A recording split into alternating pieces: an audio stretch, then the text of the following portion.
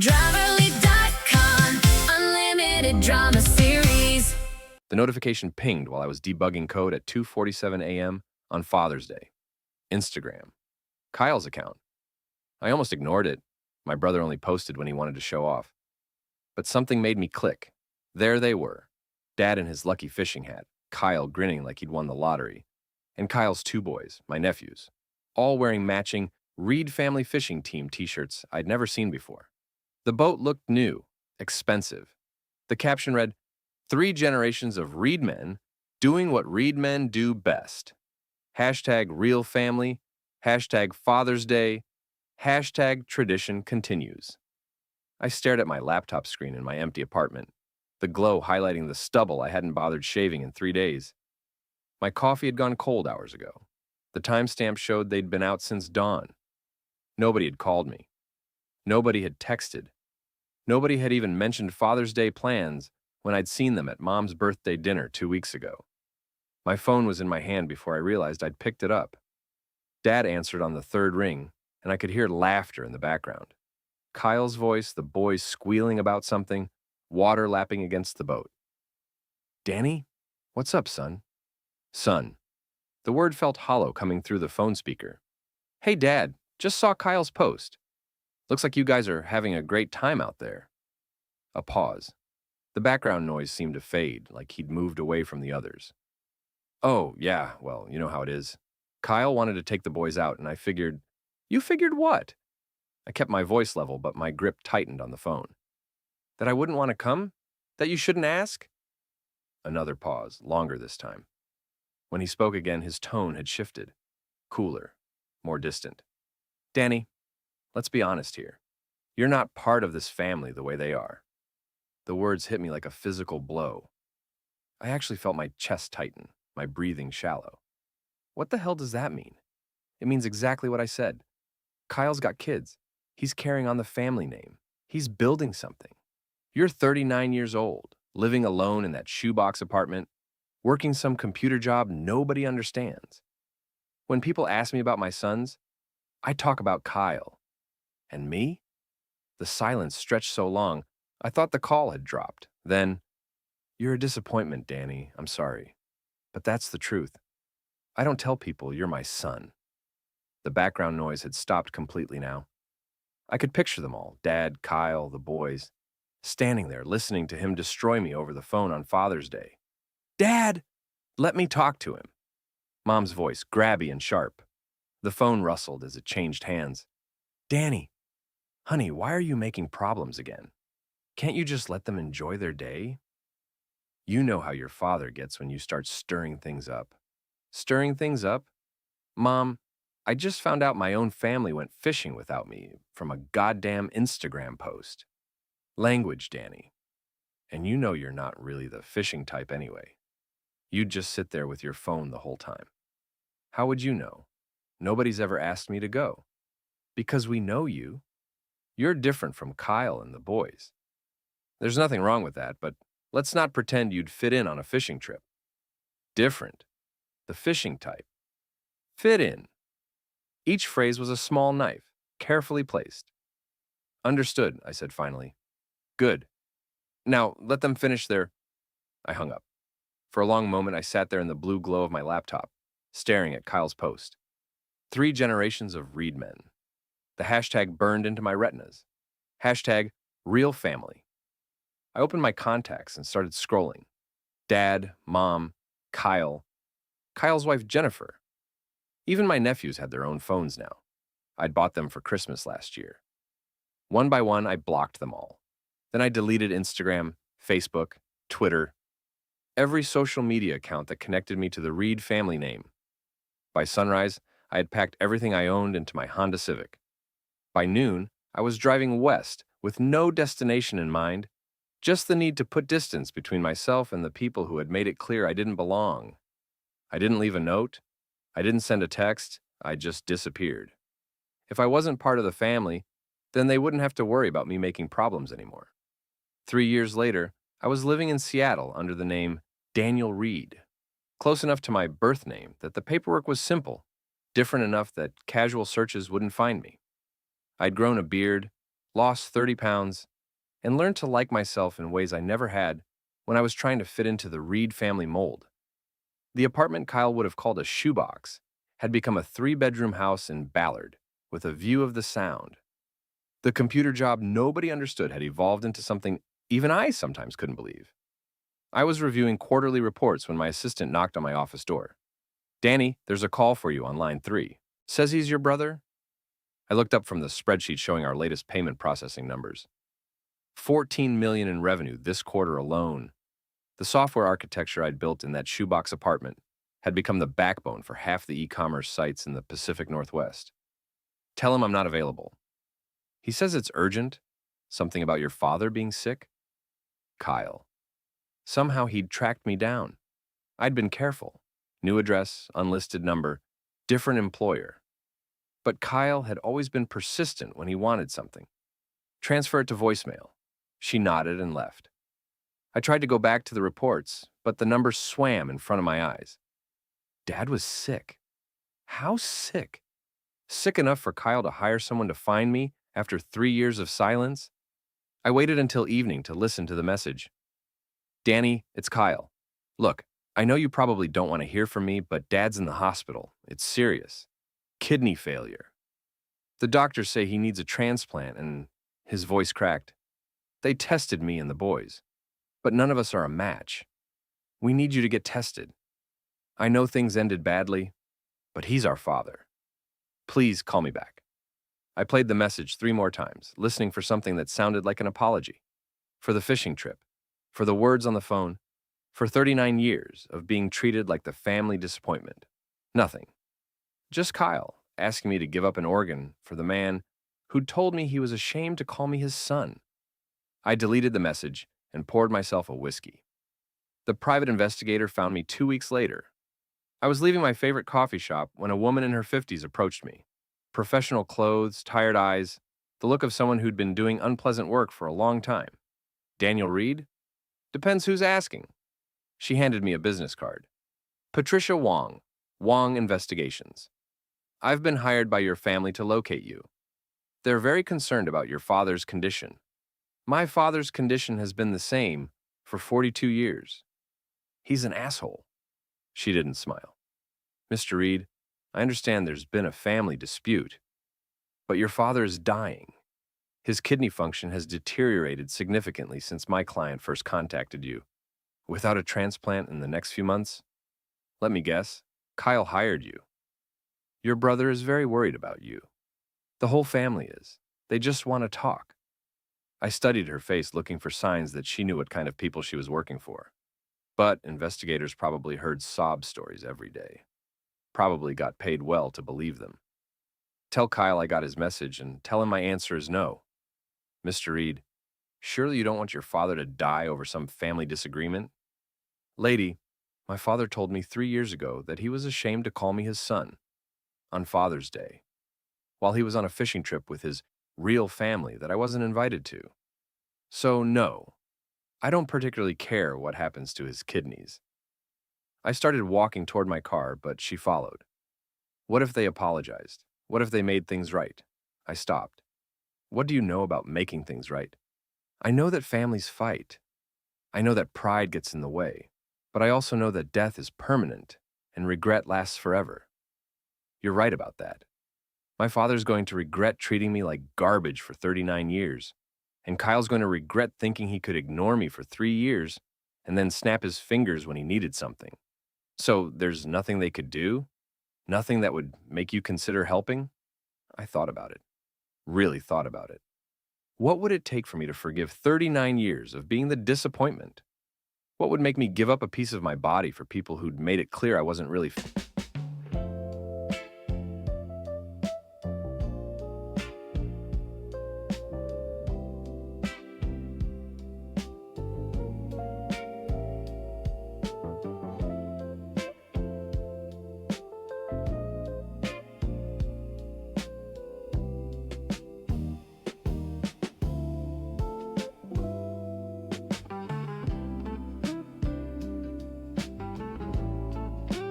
family? Tell Kyle that if he wants my help, He can start by explaining why he posted that Instagram photo with the hashtag #RealFamily when he knew I wasn't there. Tell Dad that if he wants my kidney, he can start by telling me why I'm not the kind of son he talks about to his friends. And tell Mom that if she wants me to stop making problems, she can explain why wanting to be included in my own family is considered making problems. Patricia Wong wrote something in her notebook. And if they do that, if they explain, then maybe we'll have something to talk about. But I knew they wouldn't. The Reed family didn't apologize. They didn't explain. They just expected you to fall in line and be grateful for whatever scraps of attention they threw your way. I was done being grateful for scraps. Kyle showed up at my house on a Tuesday morning, looking like he'd aged 10 years in the 3 since I'd seen him. His truck, a massive Ford F350 that had always been his pride and joy, was dented and dirty. When he climbed out, I noticed his clothes were wrinkled, his boots scuffed. The golden boy was tarnishing. I watched him through my kitchen window as he stood on my porch, gathering courage to knock. When he finally did, I let him wait a full minute before opening the door. Danny, Kyle. Nice place. He looked past me into the house, taking in the hardwood floors, the expensive furniture, the view of the sound through the living room windows. Business must be good. What do you want? Can I come in? We need to talk. I stepped aside and let him enter. He moved carefully, like he was walking through a museum and afraid to touch anything. Coffee? Yeah, thanks. I poured 2 cups and handed him one. He wrapped his hands around it like he was trying to warm himself, even though it was 70 degrees outside. Dad's getting worse, he said finally. Patricia Wong told me. You met with the investigator? She ambushed me outside a coffee shop, made her pitch. I told her what it would take for me to consider helping. Kyle's jaw tightened. She said you wanted explanations, apologies. That's right. Danny, we don't have time for that. Dad could have weeks, maybe a month or 2 at most. We need to get you tested, get the surgery scheduled. We don't need to do anything. You need me to do something. Big difference. He set down his coffee cup harder than necessary. This is our father we're talking about. Your father. He made that pretty clear 3 years ago. He was angry. He meant every word, and you know it. I leaned back in my chair, studying my brother's face. Tell me about the fishing trip, Kyle. What? Father's Day 3 years ago. Tell me why I wasn't invited. Kyle looked away. It was spur of the moment. Dad wanted to take the boys out, and I thought, you thought what? That I wouldn't want to spend time with my nephews? That I wouldn't enjoy a day on the water with my family? You never seemed interested in that stuff. How would you know? Nobody ever asked me. Come on, Danny. You're not exactly the outdoors type. There it was, the same dismissive tone I'd heard my whole life. Danny's not the fishing type. Danny's not the sports type. Danny's not the family type. What type am I, Kyle? He shifted uncomfortably. You know what I mean. No, I don't. Explain it to me. You're different. You always have been. You like computers and books and all that intellectual stuff. Dad and I, we're more hands-on. We work with our hands. We like simple things. Simple things like posting photos with hashtags about real family while excluding one of your brothers. Kyle's face flushed. I didn't mean it like that. How did you mean it? I meant that it was me, Dad, and my boys. 3 generations working together, fishing together, building something together. And I don't count as a generation? You don't have kids, Danny. You're not married. You're not building anything that'll last beyond yourself. I laughed, and the sound was bitter enough that Kyle flinched. You want to know what I've built, Kyle? You want to know what this computer nerd has been doing while you and Dad were bonding over fishing trips? I pulled out my laptop and turned it toward him. The screen showed our company's homepage, Reed Digital Solutions, founded by Daniel Reed, serving over 200,000 businesses nationwide. I built a payment processing system that handles $2 billion in transactions every year. I sold my first startup for $14 million. I employ 37 people. But you're right. I'm not building anything that'll last. Kyle stared at the screen, his mouth slightly open. 14 million? 14.3 to be exact. After taxes, I cleared about 9 million. Not bad for someone who's not the family type. Why didn't you ever tell us? When? During the family dinners where you and Dad talked about Kyle's construction business while I sat there like furniture? During the Christmas gatherings where everyone asked Kyle about his projects, but nobody asked me about my work? Or maybe during that Father's Day phone call where Dad told me I was a disappointment? Kyle was quiet for a long moment. Then, Dad's business is failing. What? My construction company. We overextended on a few projects, had some cost overruns, and now we're looking at bankruptcy. Dad co-signed on some of the loans. He looked up at me with desperate eyes. We're going to lose everything. And there it was. The real reason Kyle had tracked me down. Not just for Dad's kidney, but for my money. How much do you owe? $890,000, plus penalties and interest. I whistled low. That's a lot of money for someone who works with his hands. Danny, I know how this looks. It looks like you ignored me for 3 years. And now that Dad needs a kidney and you need money, suddenly I'm family again. That's exactly what it is. I closed the laptop. 187 messages to your gym partner? She's just a friend. Don't send photos like. Watch more on Grammarly.com. You want to know the funny thing, Kyle? If you'd called me 3 years ago and said, Danny, we screwed up, we're sorry, we want you to be part of this family, I would have given you the money. Hell, I would have paid off your debts and bought Dad a new fishing boat. You still could, but you didn't call. You waited until you were desperate, until Dad was dying and you were broke. Then you hired a private investigator to track down the disappointment and ask him to save the day. Kyle's hands were shaking now. What do you want from us? I want Dad to admit that he was wrong. I want him to acknowledge that he treated me like garbage for my entire life. I want him to explain why Kyle's kids make him proud, but his own son doesn't. And I want you to admit that you've been complicit in making me feel like an outsider in my own family. And if we do that, if we apologize, then maybe we can talk about kidneys and money. Kyle stood up, his chair scraping against the floor. He's not going to apologize, Danny. You know Dad, he doesn't do that. Then I guess he's going to die waiting for a kidney. And you can live with that? I met his eyes. Kyle, I've been living without a family for 3 years. I think I can manage living without a father who never acted like one. They came together on a Thursday evening.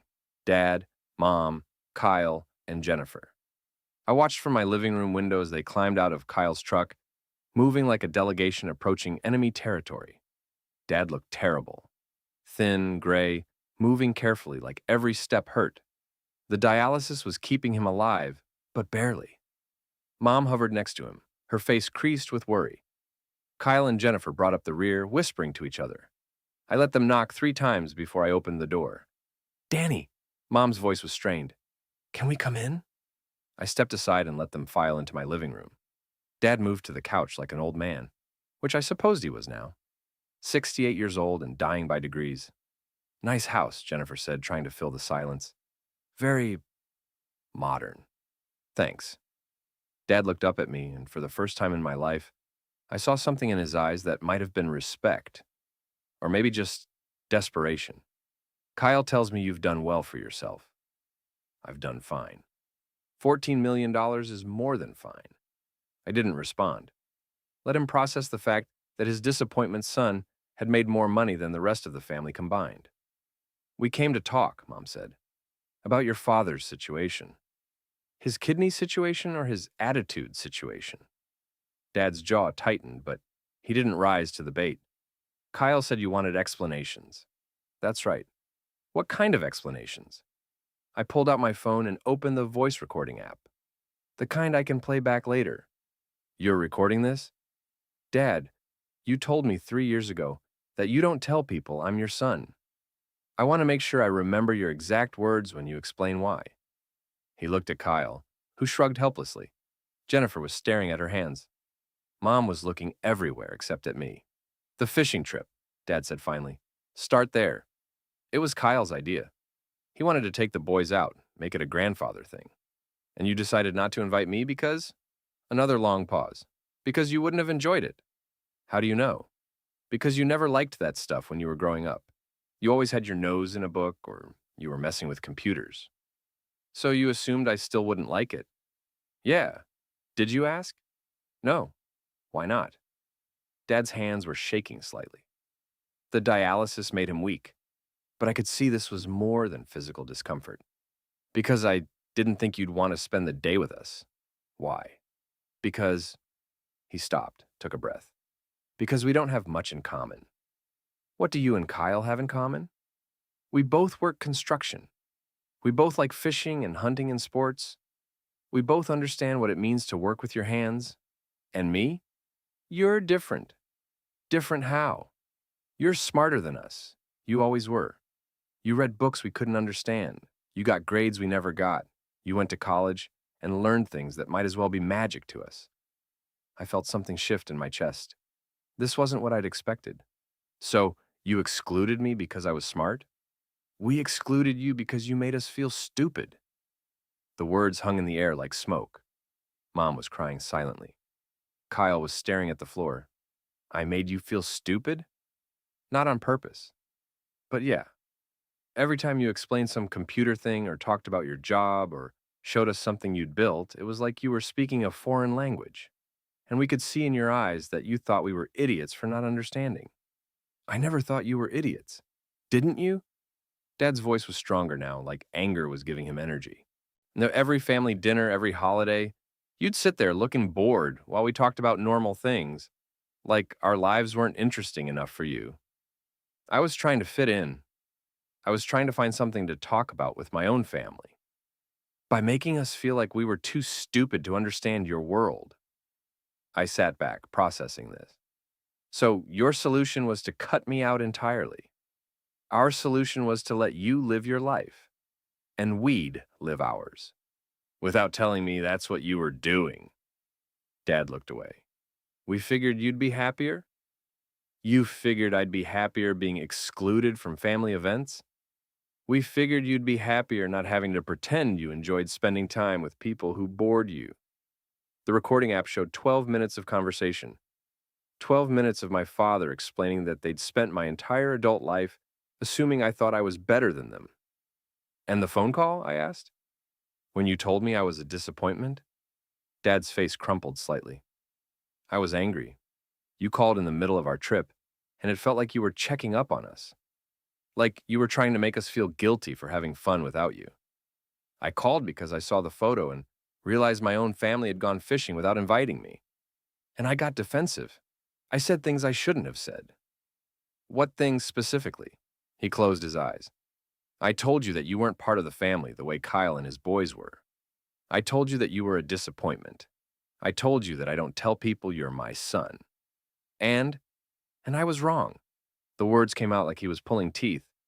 I was angry and hurt, and I said things that weren't true. Which part wasn't true? All of it. You're my son. I am proud of you, even if I don't understand what you do. And you are part of this family.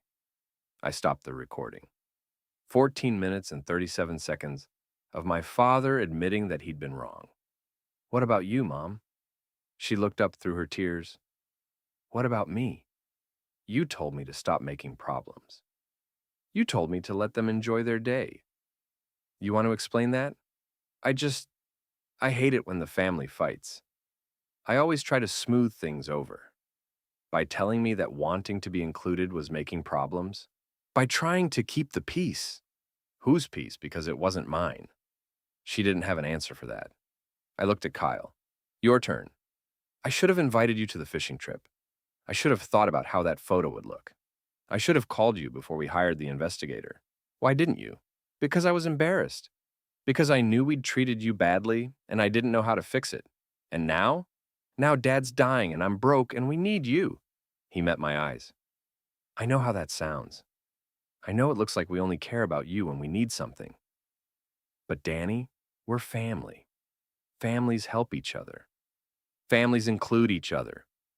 Families don't make members feel like outsiders. Families don't post photos with hashtags about real family while excluding people. You're right. I looked around the room at these 4 people who shared my DNA but had never really known me. Dad, dying and desperate. Mom, crying and trying to hold everyone together. Kyle, proud and broke and scared. Jennifer, just trying to support her husband. I'll get tested, I said finally. The relief in the room was palpable. Dad actually sagged against the couch cushions. But I have conditions. The relief turned to tension. What conditions? Kyle asked. First, I want a public apology. Social media, extended family, everyone who saw that fishing photo gets to see Dad admit he was wrong. Dad's face went red. Public? You publicly excluded me. You can publicly apologize. I'm not going to humiliate myself on Facebook. Then you're going to die waiting for a kidney. Danny? Mom started, but I held up my hand. Second, I want the family dynamics to change. No more assuming I don't want to be included. No more treating me like the weird one who doesn't fit in. I want to be invited to things, included in conversations, treated like an actual member of this family. Of course, Kyle said quickly. Third, I want Dad to tell his friends about me. I want him to brag about my success the same way he brags about Kyle's construction projects. I want him to act like he's proud to call me his son. Dad was quiet for a long moment. And if I do all that? If we do all that? Then I'll give you my kidney. And Kyle, I'll help with your debt situation.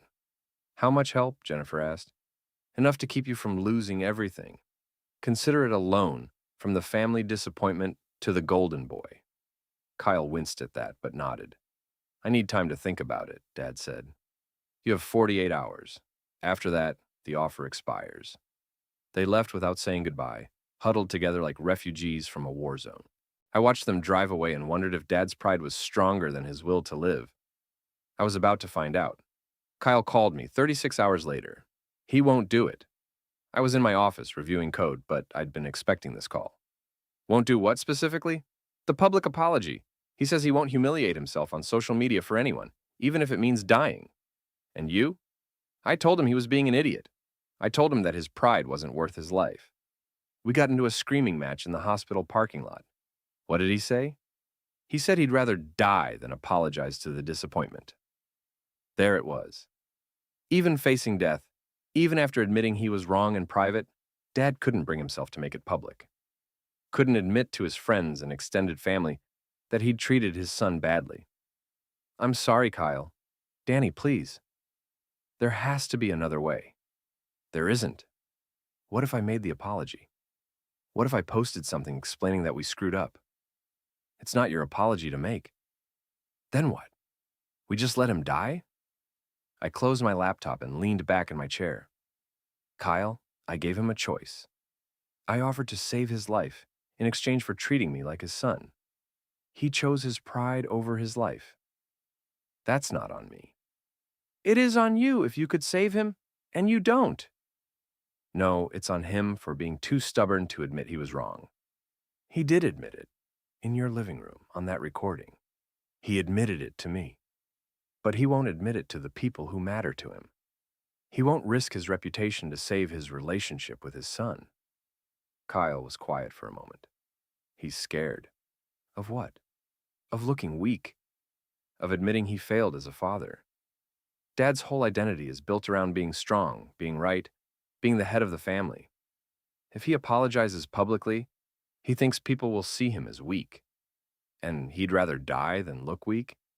Yeah, I think he would. I thought about that. 42 years of having a father who valued his image more than his relationship with his son. Even now, facing death, he couldn't prioritize family over reputation. Kyle, do you remember when I was 12 and I won the state science fair?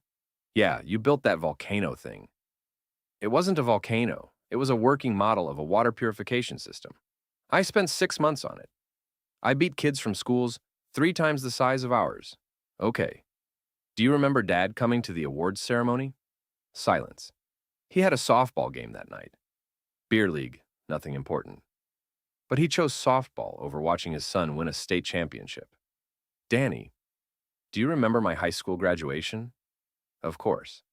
Dad fell asleep during the ceremony, snored so loud that people turned around to look. Mom had to elbow him awake when they called my name for valedictorian. He was tired. He'd been working double shifts. Kyle, stop. Just stop making excuses for him. I stood up and walked to my office window, looking out at the Seattle skyline. Dad has spent my entire life showing me that I'm not a priority, that his comfort, his interests, his image are more important than his relationship with me. And now, when I'm offering him a chance to change that, he's making the same choice he's always made. So you're just going to let him die? I'm going to let him make his own choices, the same way he let me make mine when he decided I wasn't family. Kyle hung up without saying goodbye. 2 days later, Mom called. Danny, please. He's getting worse. The doctors say he has maybe 2 weeks. Has he changed his mind about the apology? No, he's being stubborn. But honey, he's your father. He's the man who raised me, Mom. That's not the same thing as being a father. Don't say that. It's true. A father would choose his son over his pride. A father would care more about his relationship with his child than about what his drinking buddies think. He does care about you. Not enough. She started crying. What am I supposed to do? Watch my husband die because my son won't help? You're supposed to convince your husband that his son is more important than his reputation. You're supposed to tell him that 42 years of making me feel like an outsider was wrong, and that he needs to make it right. I've tried. Try harder. I hung up and turned off my phone.